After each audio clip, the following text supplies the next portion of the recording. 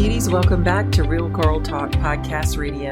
I am your host, Sherry Ricard. I'm an author, speaker, business leader, and adversity recovery expert, bringing you inspiring guests, business, and lifestyle tips to help you create a beautiful life, and always committed to keeping it real. Now let's dive in. The loss of a loved one is a nearly universal emotional crisis. Unprocessed grief and painful feelings can be buried, leaving you to feel numb. But there is hope. Certified grief counselor, RN, and author Sherry Ricard shares her story of how to cope in her first book, Wake Up Call, A Mother's Grief Journey, after the loss of her 17-year-old son. This book, along with Sherry's other books, are available on Amazon as well as on SherryRicard.com. Today's episode is sponsored by Sipsby, a female-founded startup that makes discovering tea fun, personalized, and affordable. The Sipsby box is the only multi-brand personalized tea subscription box. Each month, they match tea drinkers across the U.S. with delicious teas from over 150 global tea brands that they're sure that you will love. Each month, you'll receive a Sipsby box with 4 teas chosen just for you. Visit sipsby.com and use discount code REALGIRLTALK for $5 off your first box. Welcome back to Real Girl Talk. I am your host, Sherry, and today I have a beautiful Staci Brinkman. As a child, she collected miniature tea sets, as I'm sure a lot of us did, but by college, she was a regular tea drinker, and after spending some time in China and Japan in 2010, what was once her hobby turned into a full-blown obsession. By 2017, Sipsby was launched, and she and her team packed their first 100,000 Sipsby boxes right from her living room. Hi, Staci. Hi, Sherry. Thank you for having me. Absolutely. Thank you for joining me today. And so Staci comes to us from Austin, Texas. So we got a Louisiana and a Texas girl chatting today. And Staci, I want you to tell me a little bit about your story. So I'm in my mind seeing you as a little girl sipping that tea. And at some point you had this obsession of, kind of like my obsession probably, of Diet Coke, but you had this obsession of tea drinking, and that turned into a full-blown business. Tell us a little bit about your story and how that started. Right. So I did. I still have those miniature tea sets today. Aww. But yeah, I've always been a tea drinker. Like in college, I would drink tea to study late at night. Coffee was always just too harsh on my system. So, but it was really that trip I took to Asia in 2010 where it just opened my eyes to the world of tea. And I got back to Texas thinking, okay, whatever I was drinking over there was so good, I'm just going to get it when I get back home. And what I realized really quickly was there are so many different tea brands and so many different types of tea.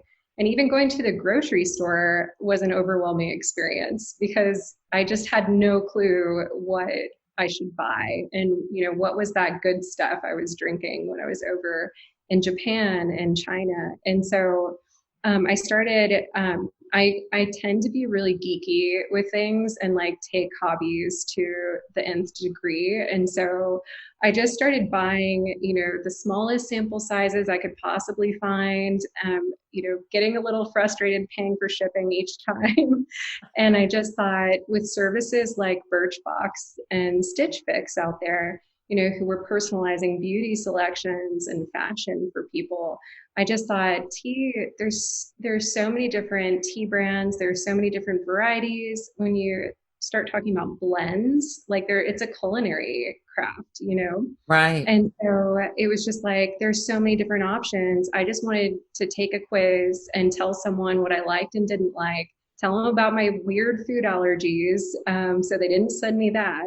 And I just wanted to get a monthly box that was curated uniquely for me. And as a consumer, I was really surprised that no one had done it. Wow. And especially like a tea lover. I was really surprised that idea just wasn't out there. And so really like this whole like time, so like going to Asia, it was through an MBA program. So I was getting an MBA. And after I graduated from my MBA, I had the confidence to start consulting for different startups. And so I still had a full-time job, on the side, but I think I had always dreamed of starting my own company one day. And so going to work for other startups, who were in the idea stage and, or any progression from idea to launch. And so I started helping other people with their dreams and their ideas. And what I found is like really in that period from 2010 to 2016, during that period of time, I was able to leave my full-time job because I picked up enough contract work with different startups to where I was able to. And so, but I just kept taking progressive responsibility with other startups. And as is the nature of a lot of startups, I was kind of hopping around from startup to startup because they start and then they feel like they're going somewhere and then they don't. And so really the startup I did before Sipsby, I was recruited on as a co-founder and I fundraised for the first time. And I think when I was able to do that successfully, I just thought, I need to be doing this for myself, Right. And I wanted, if I was going to work that hard, I was really wanting, and like I had the dream, I had the motivation of owning my own company one day, and working for myself. It's so like you find you actually work a lot harder than you thought you may have ever done.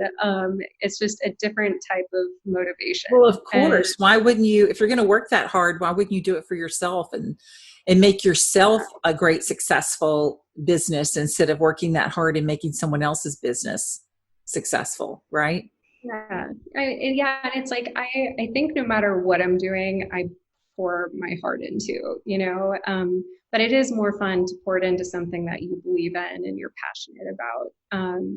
And so like tea for me and what Sipsby has been able to do, for our members, for our tea brand partners, really like as a founder and leader for Sipsby, like even being able to build and cultivate the team that we have, it's rewarding beyond words. So I think the idea was definitely, brewing for some time, but I think that it was like gaining the confidence and doing the work for someone else first. And it just gave me the confidence to kind of take that leap of faith and to say, I really want to do this for myself. So I think that's cute what you just said. It was brewing for some time, no pun intended. I can't help it. We use so many tea puns. It's bad. It's bad. I'll You do probably more. do it so often that you don't realize you do it. But you said something that made me think, and I know some of the listeners were thinking about that too, is that you worked for 6 years. You worked for other startup companies, and all of the knowledge that you gained from working for someone else doing exactly what you wanted to do had to set that amazing foundation for you to be able to do the perfect launch, because when you're doing a startup, you have to have that. So let's talk a little bit about that, because I don't think I've covered a launch of a business with any other. It's just coming to mind. I don't think I've covered that with any other business owners, the perfect launch. So what do you do, or what did you do with startups? Because I know with startups, you probably had to do launches for them as well, and for yourself. How do you do that? What brands it as a successful launch when you're beginning a business? I am smiling so big because like I don't think there's any such thing as a perfect launch. I think like you have to have a personality that it's not about like doing it, it's like don't let great be the enemy of good. And so I think it's like the biggest thing you can do is just put yourself out there and get started. It's like there's like a saying, like, take things one day at a time. And like, it's like, what did you get done? Like, you got an email account set up, you made progress, Right. like you got the URL, you researched like URLs available, that aligned to a business name you felt passionate about. Like, it's like each day you can just check off, what box are you going to check off that day? And so I think like that's a thing. If I don't really approach anything trying to do it perfectly. I'm just trying to check a box off and move the ball forward. And I think like I I like say this, that. yeah, I say this a lot, and it's something that a professor actually said in one of my MBA courses. It was actually the entrepreneurship course in my MBA program. And he said, there are three things you can do to be in the top 1%, of successful entrepreneurs. And all of us, MBA types are kind of sitting at the edges of our seats, like, oh, please tell us, very competitively. And Right. so he said, the first thing you can do is show up. And Mm. I was like, okay, yeah, that's good. Writing it down, taking notes. And it's so true, like showing up alone, making the decision to show up. It's like show up for yourself, show up for your ideas. And I think that that's powerful in and of itself. Because like I totally I agree. I totally agree. Staci, this is one thing that I talk about all of the time. And many of the podcasts that I have done is that message of taking action, putting something in plan and taking action. And I tell people about writing notes, and I'm into vision boards, and I have to see where I want to go. It's one thing to think it, but I have to see it. And I yeah, have my big calendar where I can see it's just an 8x11 book. Open it up, I can see my entire month, because I don't want to look at individual days. I have to see the whole plan and write it out, and then begin, like you said, checking off a box for me is like, just, it's like giving me an energy pill. Every time I check off that one box, I want to check off about two more. And if at the end of the day, if I have more than 50% of my boxes checked, that is a successful day for me. yeah, you have an achievement personality. I do too. I totally I'm an get that. overachiever. Yeah, but I think that's the thing. It's like show up, like do something and do anything. I think like that's the thing. There's no such thing as perfect. As much as there's no such thing as perfect, there's no such thing as a failed. The only failed launch is the launch that you stop showing up for. And so True. I think that like there's always something more to do, and I'll caveat that saying like there's also there's that phrase, fail fast, which is like if don't keep doing things, if it's just don't keep doing the same thing, try Right. something new.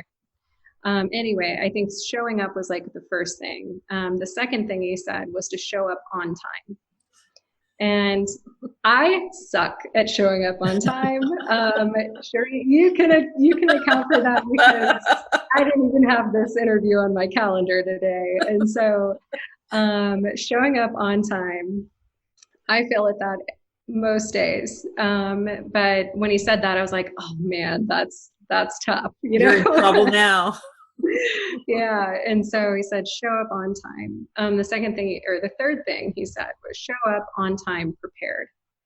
Uh, And I think that that is, that supposedly is the secret and the key to the top 1% of successful entrepreneurs. wow. And yeah, and it's like, it always starts at showing up.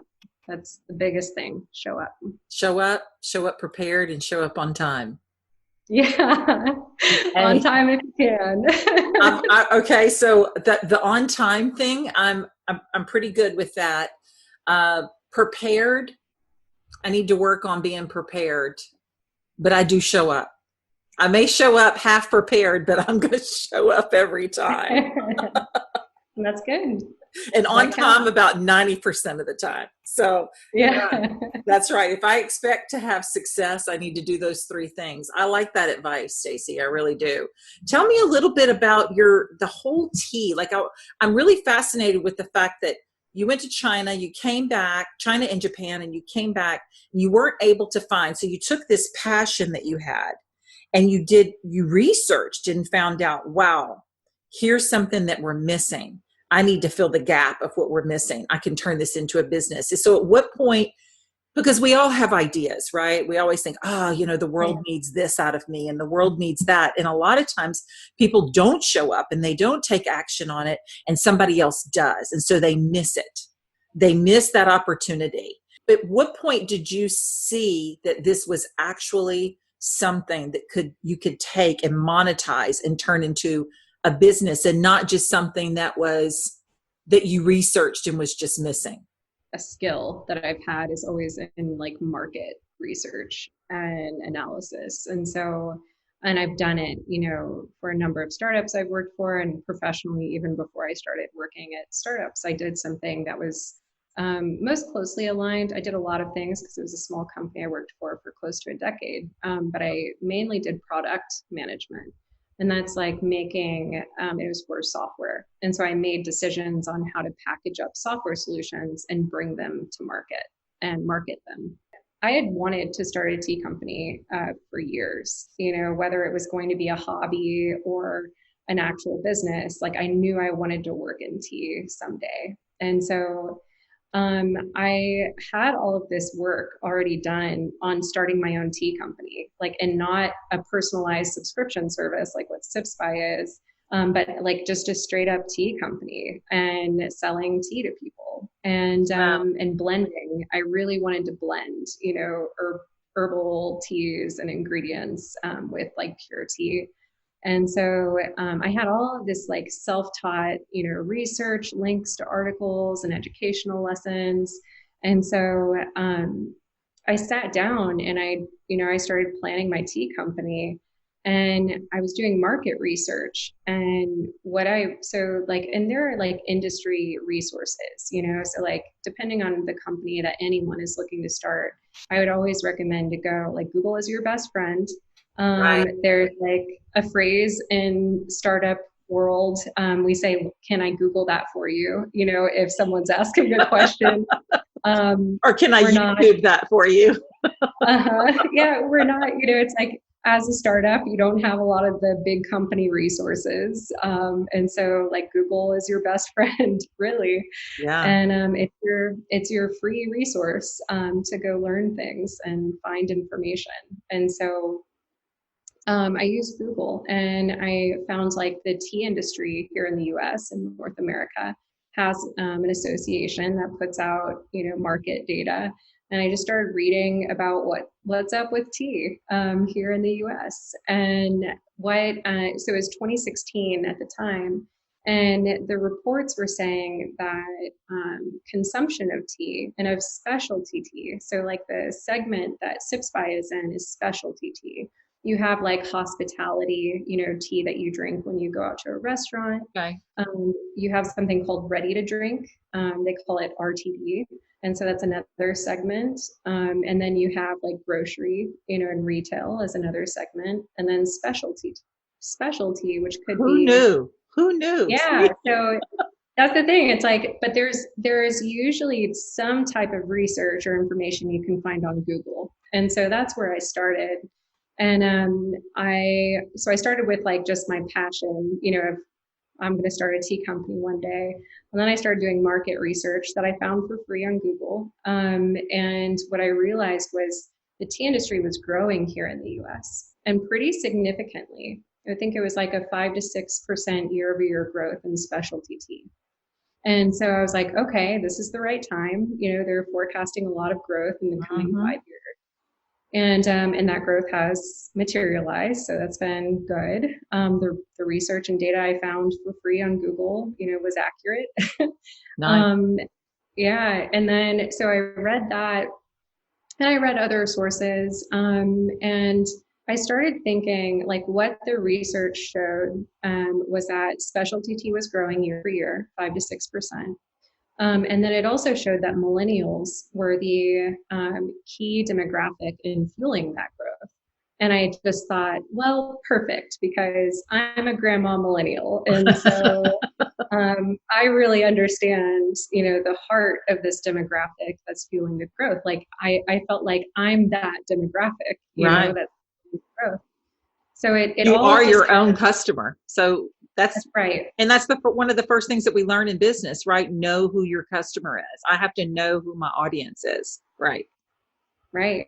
And so I think like one of the things that I realized was that because of how tea was forecasted to grow, and because I really understood that segment, and like the millennial segment, like we like shopping online.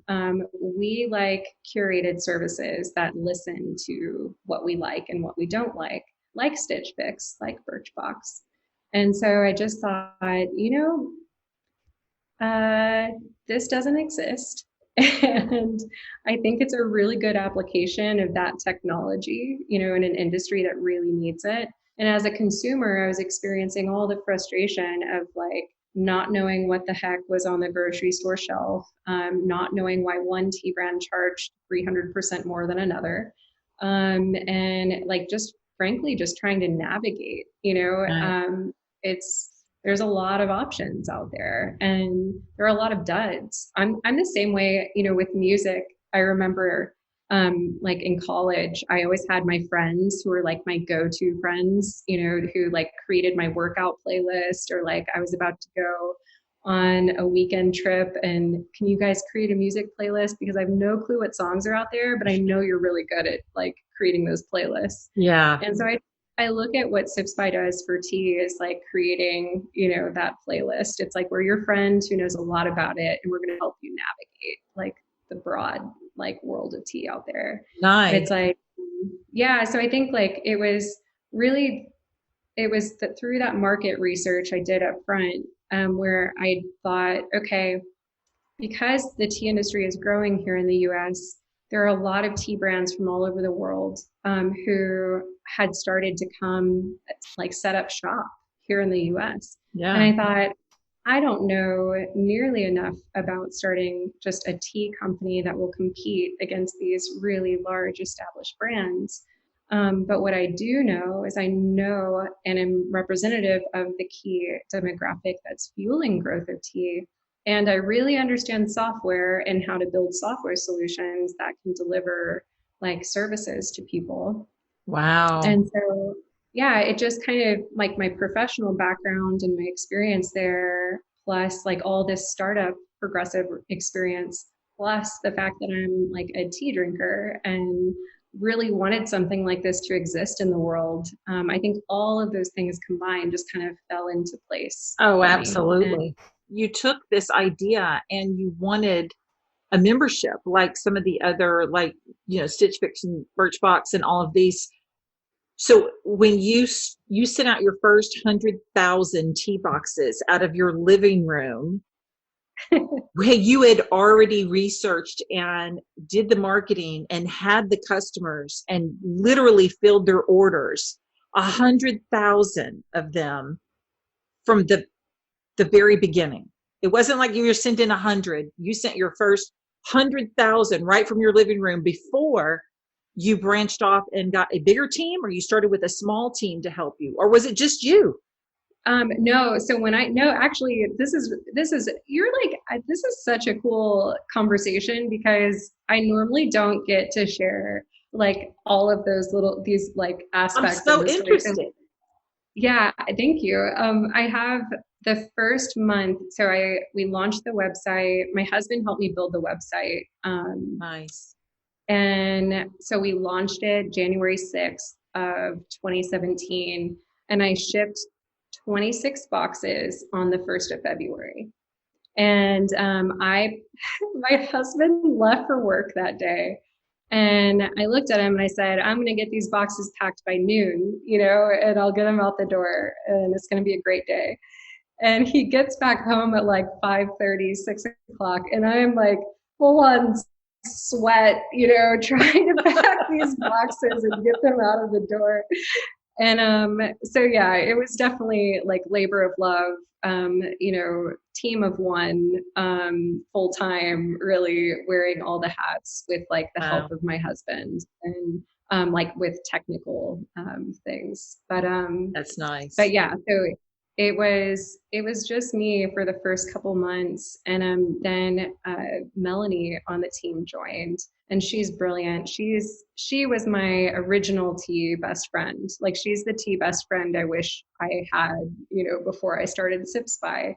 And so she joined and like started coming over to my house in the evenings and weekends. And she helped shape, a lot of what we do today. Yeah. And she was really moonlighting, is the proper term, until October of that year. Wow. And so, yeah, really for the first 10 months, it was me full time. And that's the thing. It's like, it's also one thing I think it's really important to spotlight is like, I was lucky, like my husband had a job that could float us to where I could pour my everything into this. And I had savings, and I have pride, like, and I'm a very independent woman that's, prideful, and I like contributing. And so I'm like as lucky and grateful as I am, that I was able to focus full time on Sipsby. Like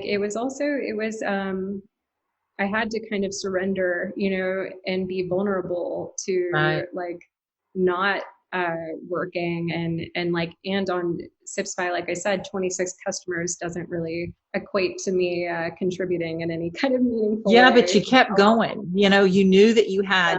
you were passionate about it, and you did work for those 6 years while you were trying to develop and put this into an action plan. And, I don't want women to think that they have to stop what they're doing. They can work a full-time job and set up their action plan. And what a best time right now. It's a better time than ever to start putting those actions into play while we're quarantined at home. While you're Yeah. at home, and there is no soccer games and football games and baseball and all of these things that you do with your kids, and all of these things all the demands that we have on our daily and weekly lives, to start writing down some of those actions. And like you said, if you can check that box off, this is the time that if you don't know how to build a website and you can't afford to build it, go to YouTube, because I'm telling you right now, I built my own website. It didn't That's cost right. me a penny. I built it myself. Anything that I needed to learn, I went and Googled it, like you said. I went to YouTube and I figured it out. The podcast show, everything that I did, I either went to a mentor, someone that I knew that was already successful in it in some way, or I did the research myself and I figured it out. And I did all of that working a full-time job. So you can do those things, but then you did have the opportunity to be able to really take this to the next level when your husband stepped up to help you. And I think that's awesome that you guys Yeah. joined forces and you were able to do it. So today you have a successful business that you love, that you're passionate about. So tell everybody how, for all those tea lovers out there, how can we be a part of Sipsby?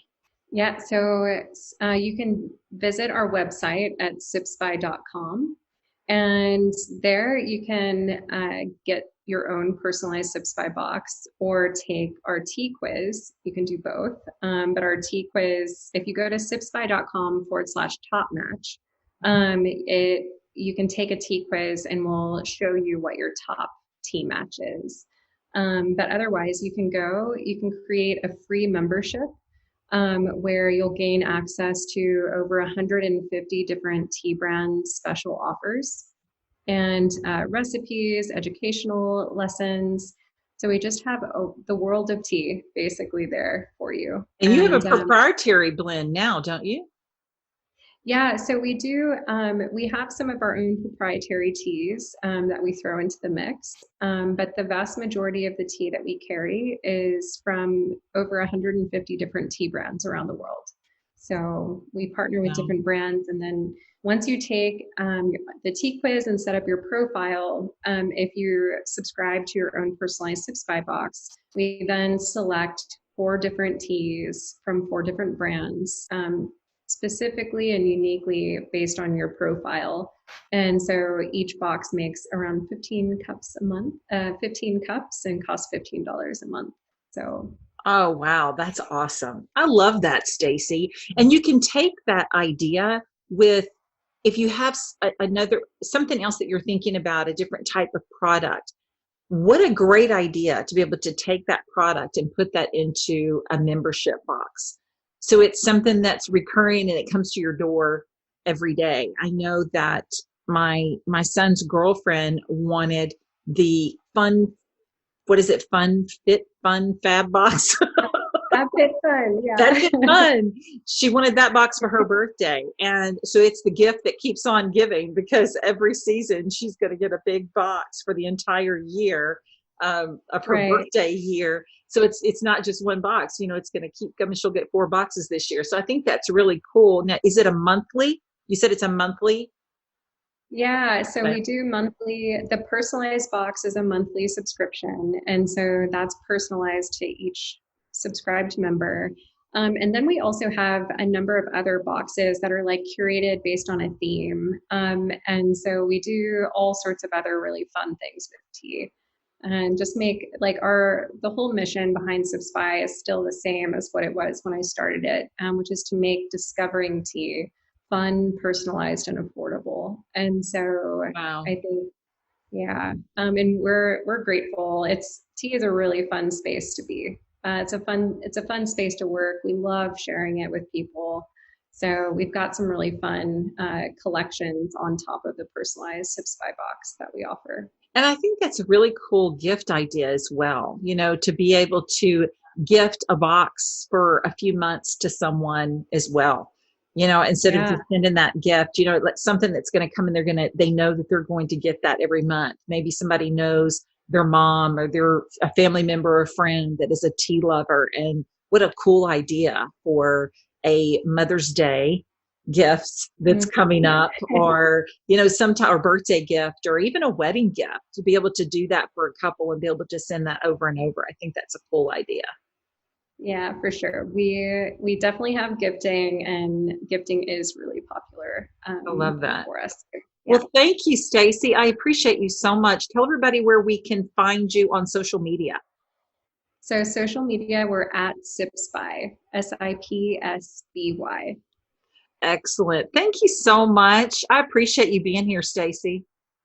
Thank you. I appreciate your time. Thanks for Oh, your patience too. oh, no problem. I love it. I love talking to you. I know that I could pick your brain and get all kind of cool marketing ideas. You have that cool marketing mind, I can tell. Yeah. You got it. Well, thank you It's guys fun. for joining me today. Remember to step out of your comfort zone. Like Staci said, you know what? You just have to put everything into action. If you have an idea, if you have a plan, start checking off those boxes. Create that website. Whatever it is that you want to do, step out of your comfort zone and make it happen. And remember, above all, keep your faith in God. And until we talk next week, have a blessed, blessed day.